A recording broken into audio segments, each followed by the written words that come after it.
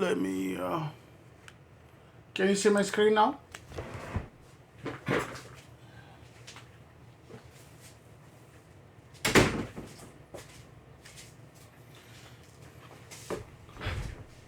Okay, so we have file system here, and so I'm gonna say Red Hat 6.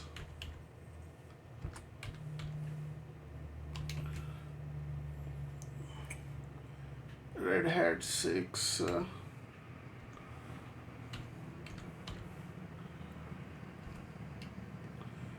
Red Hat 7 and maximum size.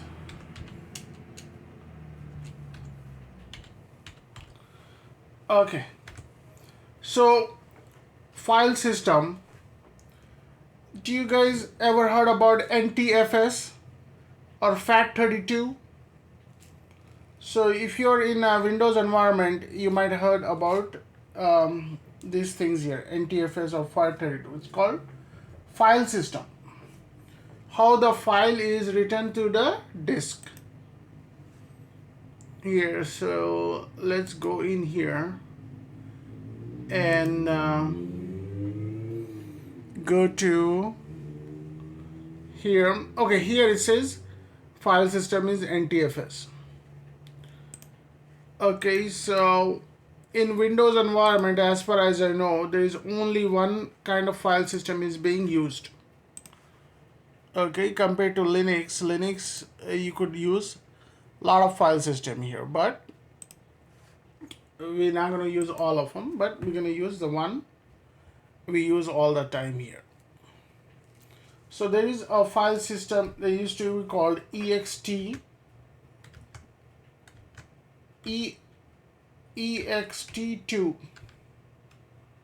Okay, and the size of the single file, this is the main contrast between the file system here. Okay, so the single file used to be it could be an operating system is 6 terabytes, one single file. Okay, if you create a Word document, the maximum size could be 2 terabytes. It's the same thing with Red Hat 7 also.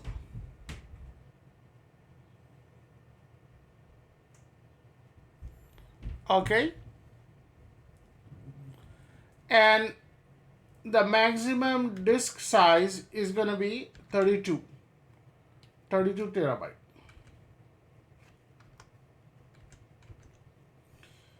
Okay, so 32 terabyte means if you have like a one, how do I say it? If you, for example, if you have like a if you have like a 1 GB USB drive and you want to have like a 1 terabyte, if you want to save a 1 terabyte, so you would need 1001 GB USB drive. Okay, that's the size here. It goes into thousands, like millions. A billion is 1,000 million is 1 billion, and a trillion is 1,000 trillion. 1,000 billion is 1 trillion. Okay, you got the idea. So this is the maximum disk size. Single file. Okay, and single file maximum disk size.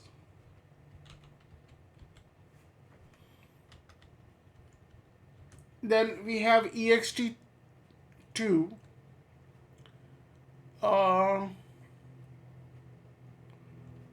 We have ext3, right? And it was the same thing, 2 terabytes. It's just was easier to write. Okay, so 2 terabytes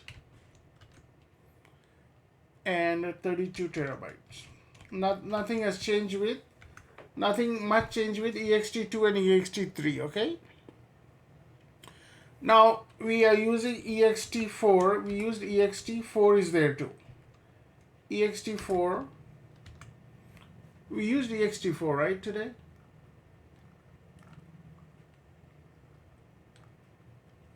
Yeah, ext4. This is the one which is commonly being used here. And the single file size is 16 terabytes. And here too is 16 terabytes.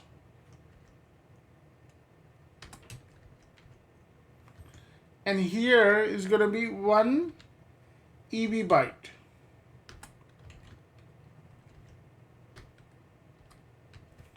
Okay, so what is EB byte?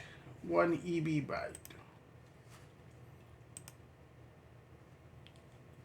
1 EB byte. So bit is 1, and we came up to byte is, oh, nimble is 4 bits. In here out of 8, if you have only 4, it's called nimble, and it's 4 bits.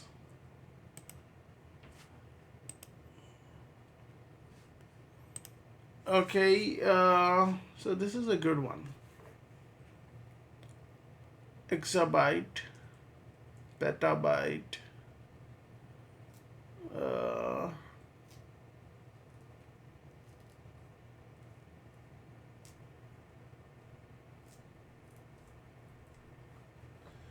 I think EB byte is a little different.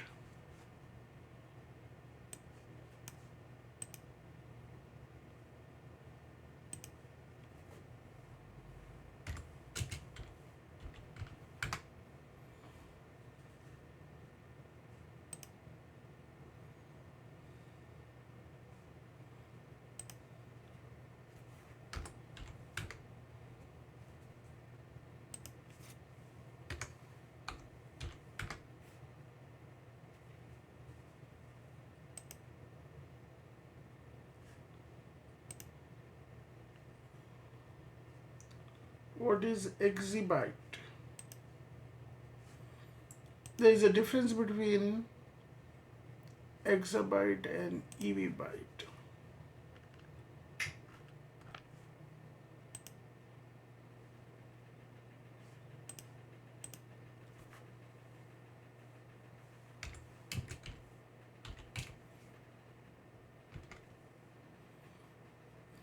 So there is a new concept going on. 1 TB byte. 1 TB byte is a little bit more than 1 terabyte.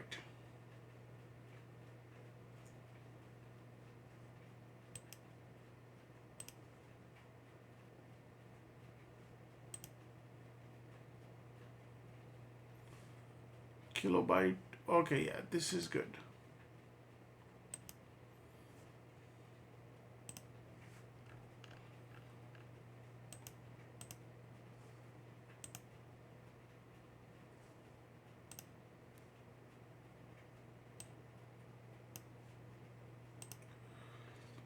So you could look at this a little later here. So, but I would say don't worry about all this here.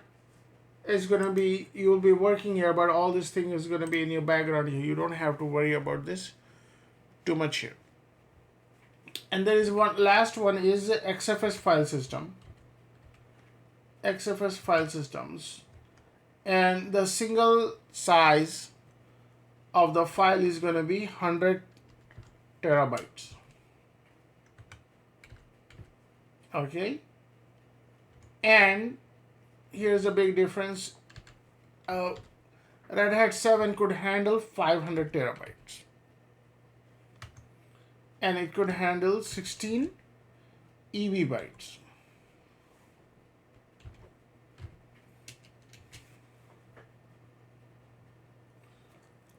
So let's see here 1 kilobyte is KB, MB, megabytes. So system units. Yeah, I mean, I'm in the Linux environment for a while here, but I'm not worried about all these things here. Okay, so you don't. These are more into if you're running like a supercomputer, scientific computers, anything like this, then you have to worry about all this here. But the general rule of thumb is just remember what I have put down here. This is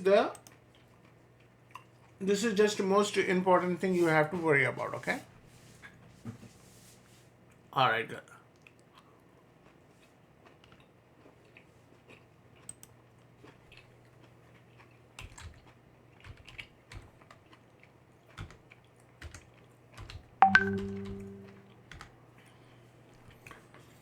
Okay, so our disk is SDB1 is ready. And if you want to see only the partitions, you have to type this command here, cat etc partitions.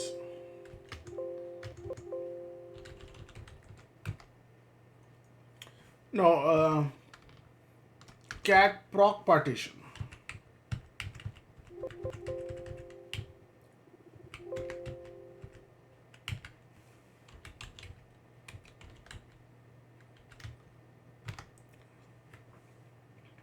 Okay, when you type this command, it's in the memory here. What is the proc folder? It holds everything which is currently running in the memory. Okay.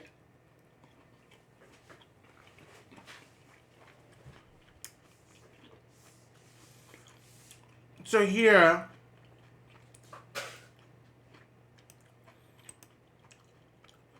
this is the disk. Why is this 8?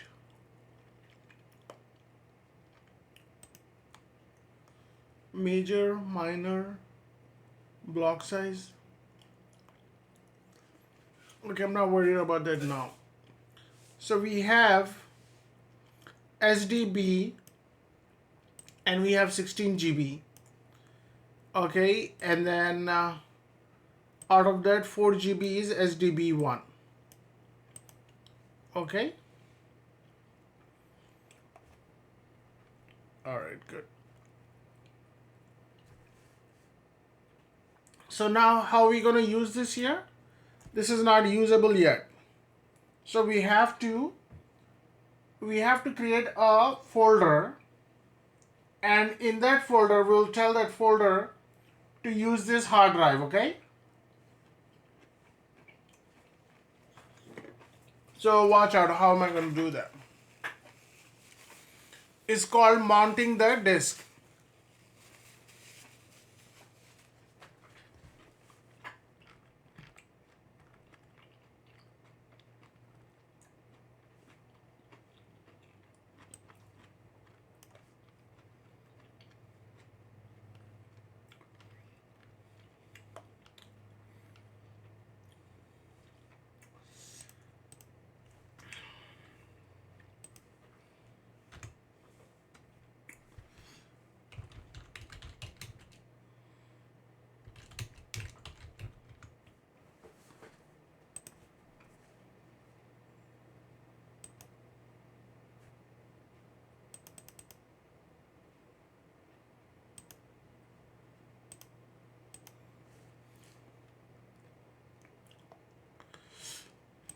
Okay, so let's see df-h. When you type this command here, what is happening here is we have let's do lsblk first. Lsblk. Okay. In the lsblk we have SDA, the very first drive, and we have partition 1, SDA1. Okay, and over here if you see dev/SDA1, it's being used in boot partition. SDA2 also a partition. It further split into the logical volume here. We're going to go over logical volume. Okay, this is a different file system. I will go into that. Okay, don't worry about that. That one is mounted on /root. Okay, this is where it is. It says here CentOS root, and this is CentOS root, and it's /root. And then this is a swap partition. We're going to go into what a swap partition is a little bit, and you're not going to see it here. So what you're going to see is you just type swap. We'll go over that. Swap is, what is swap? Swap is a virtual memory here. We'll go over this a little later. When you type free-h, you see a swap here, about 2 GB. And let's see here, the size of a swap is 1.6 GB. So 1.6 GB. Okay, so don't worry about it. Let's focus on what I'm going to show you here. Mounting the disk here. So how are we going to use SDB1? How are we going to use SDB1? Because SDB1 is sitting there and getting wasted here. So we're going to use this. So what you do is, first of all, you create a folder, mkdir, and then I'm going to give the name, I'm going to give the name, what should I give the name? Chicago. Okay. So if I do ls / there is a folder named Chicago right here. Okay. So what I'm going to do here is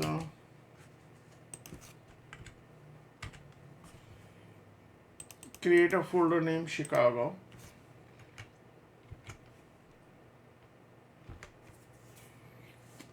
Now what I'm going to do is if I go into the folder Chicago,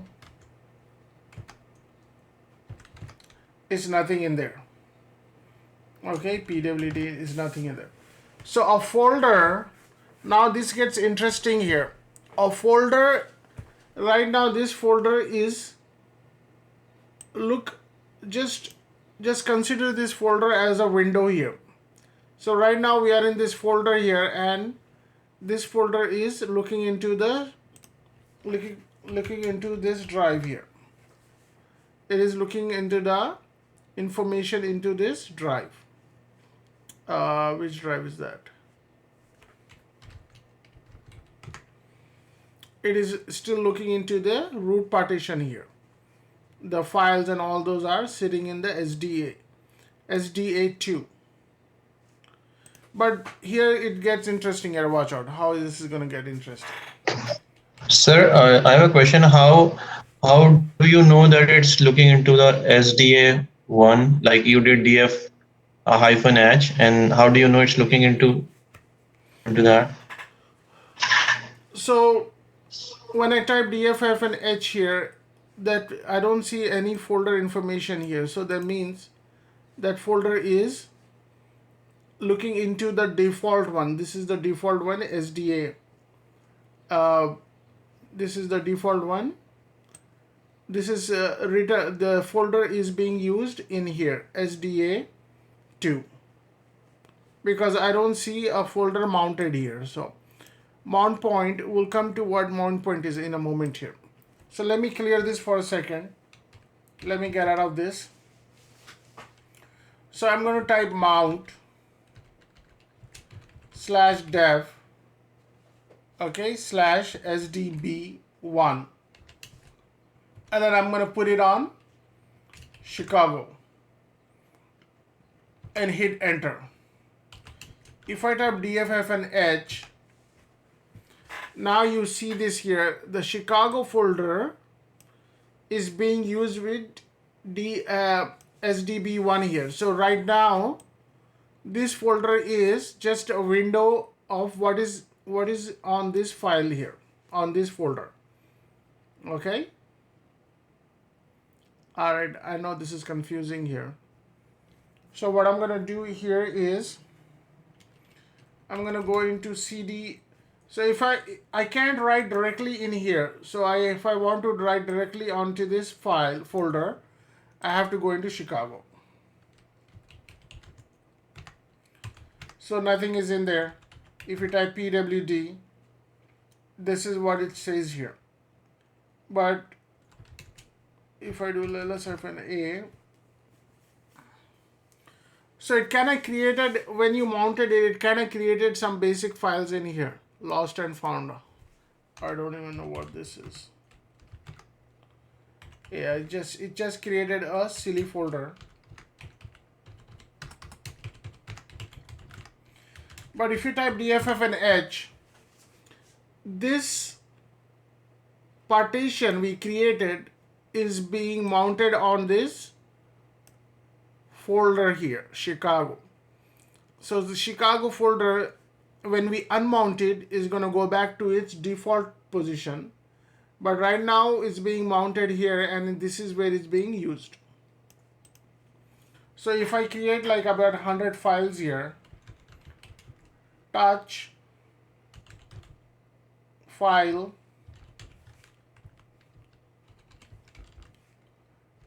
we'll go over this, how this creating 100 files work in scripting. So we have 100 files here.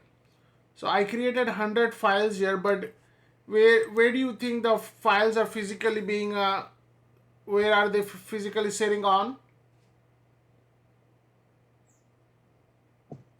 SDP1. Yeah, very good. So if I run this command, umount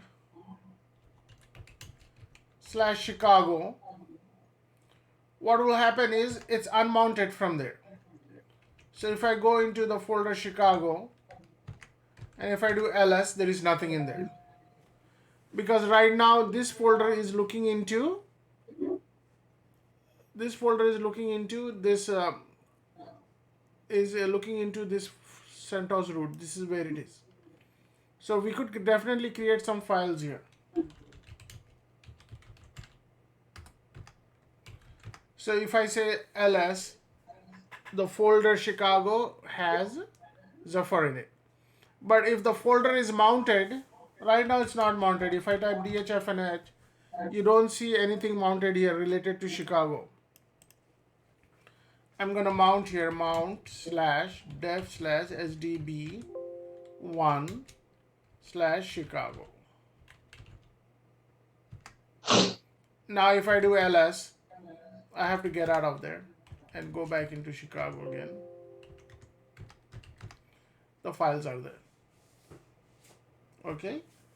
It's gonna be a little bit confusing, but if you do it a couple times, you know what this is being used as. So how many directories can we mount in that file system? Is it only one or 1,000.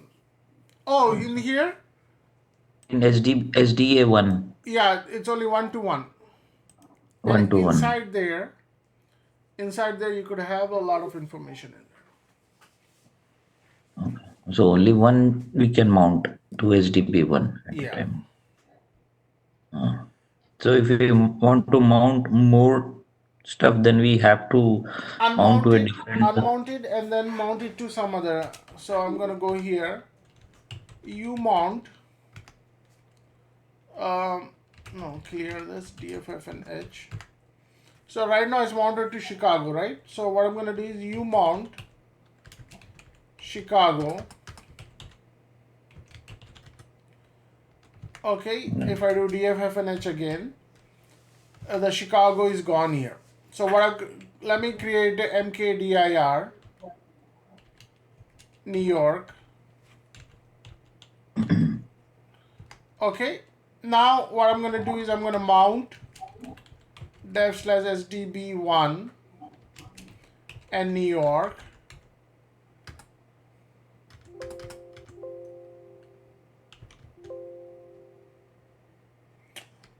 Uh,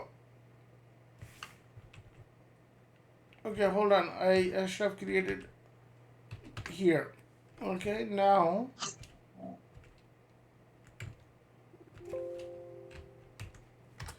so if I mount slash dev slash sdb1 New York, okay, and if I type dffnh, so the same folder, same partition sdb1 is on New York here. So if I type ls here, what should I expect? Uh, Nothing. Empty. No.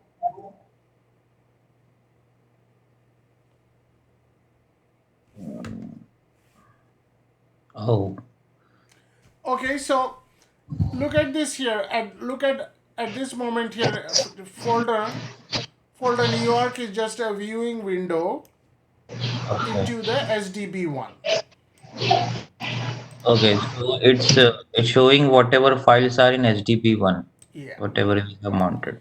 So the mount point is meaningless here. You could have any mount point anywhere, and then it's mounted here. That means this is important here. Wherever the file system is, mount point is just the window here. Okay.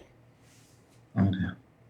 So it is necessary to create, I mean, just a question like if we want to just check the what are the files in HDP1, so do we have to mount it and Yes. then check it, or we can do directly into that particular file system and check? Yeah, let's do that here. cd slash dev slash sdb db1.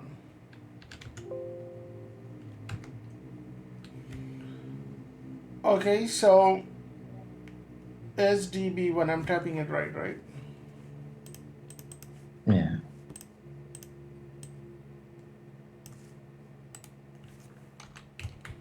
So it looks like you can't go in there.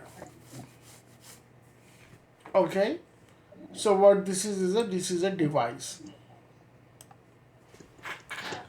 So what I'm gonna do is, before I forget,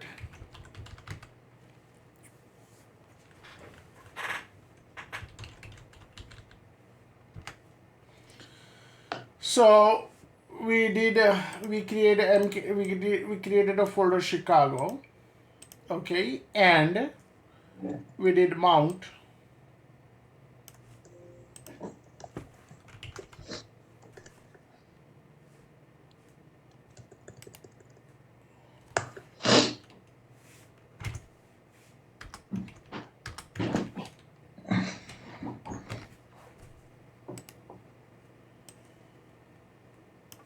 So we did mount here.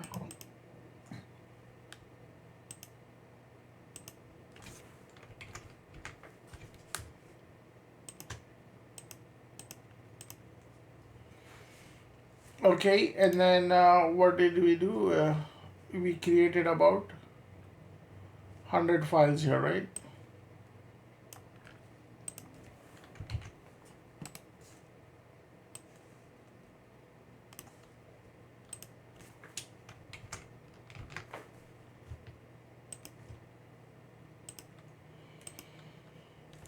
Okay, so these files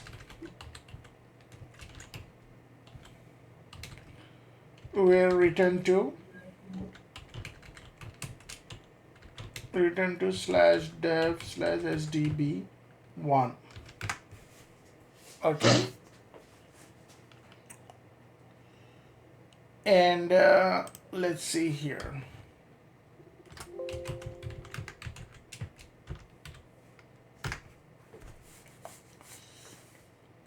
So this is the file system and this is the mount point.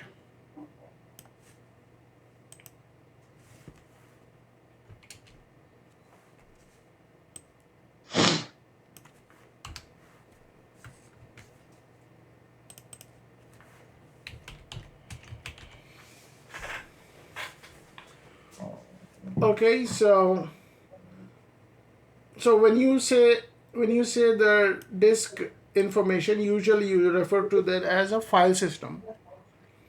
And here's the size. 4 gigabytes. This much is being used, and 1% is used, and then the mounted on Chicago.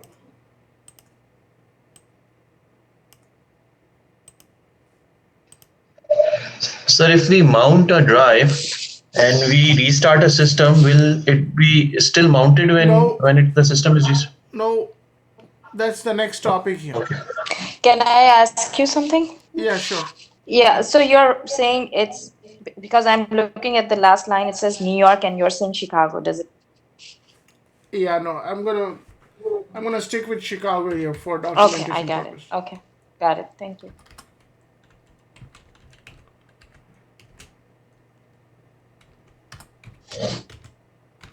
So I'm gonna say mount dev mount slash dev slash sdb1 Chicago. So if I do go back into Chicago here, ls, the files are there.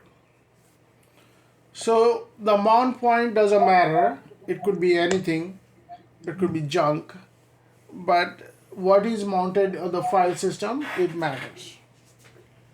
Okay, I think we are out of time here, so we'll pick it up tomorrow.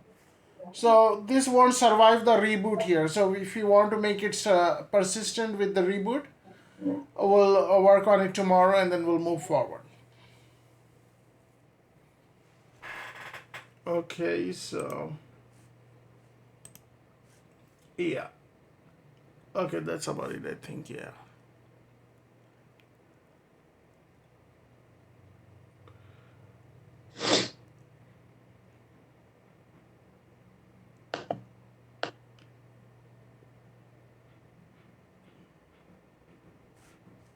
Mount.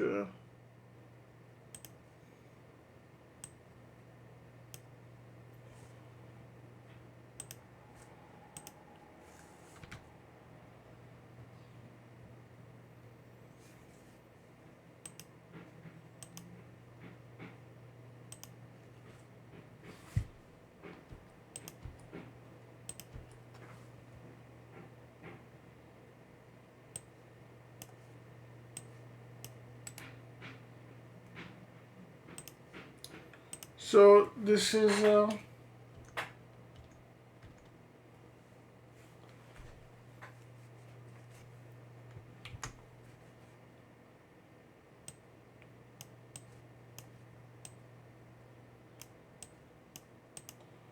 so this is called command, and this is mount file system, and this is mount point.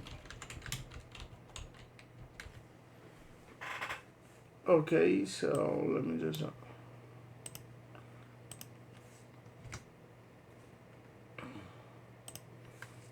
okay, so to unmount it, you have to type this command here.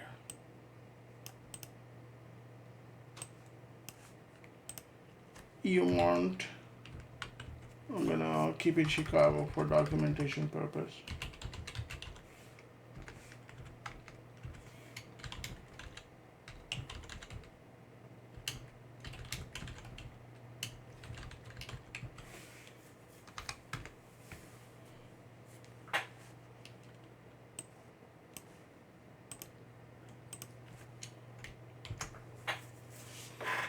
Okay, and to look at the file system,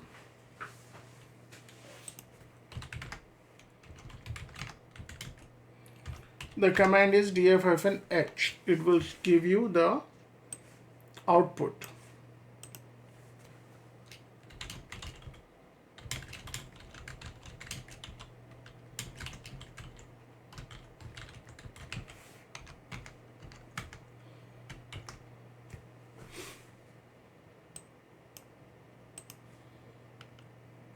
And this is, it will show you the entire information here, and this is where this hard drive you did mounted stands.